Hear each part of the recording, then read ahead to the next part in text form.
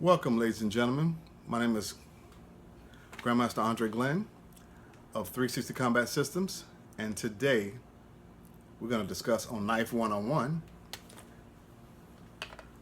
why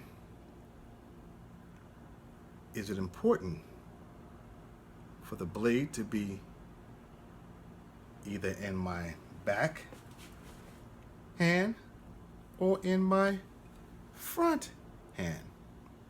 There's been a lot of debate about this, and I'm going to just share my views and my experience on this subject.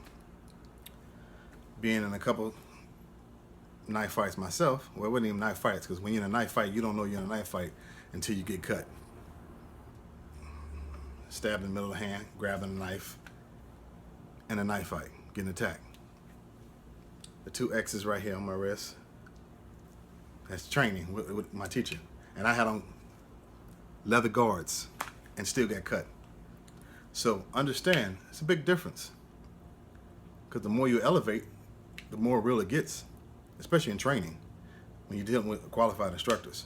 So make sure you check the background of the person you're dealing with.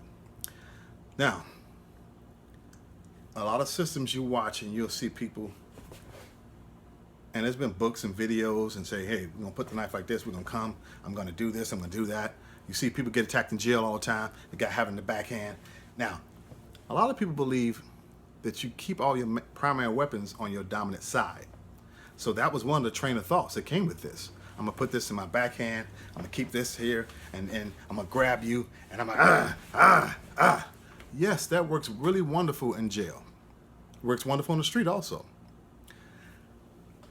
Now, one of the things about that is, if I leave this hand out here, this hand can be chopped up too, okay?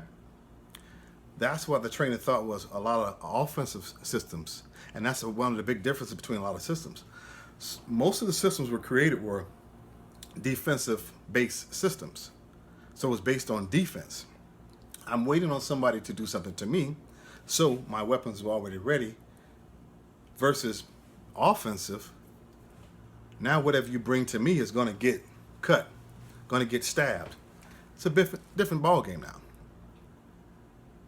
You have to give something to get in here.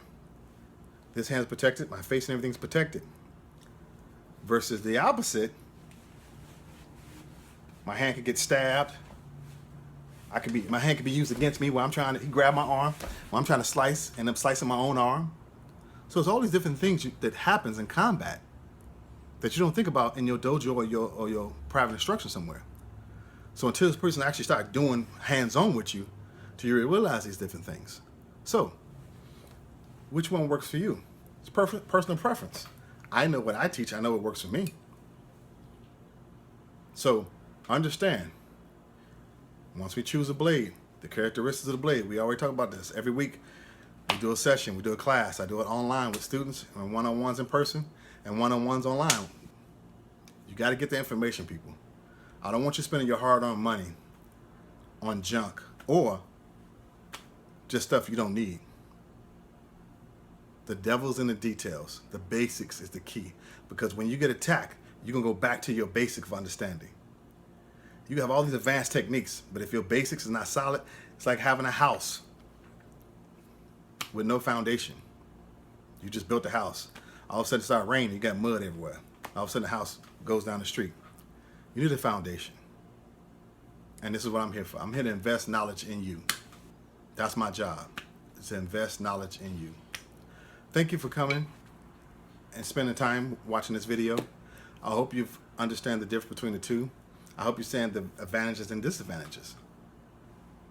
It's up to you, because your life is going to be on the line when you have to use these techniques. So choose wisely. Once again, my name is Grandmaster Andreglenn. Thank you for coming. Peace, love, and happiness. I'm out.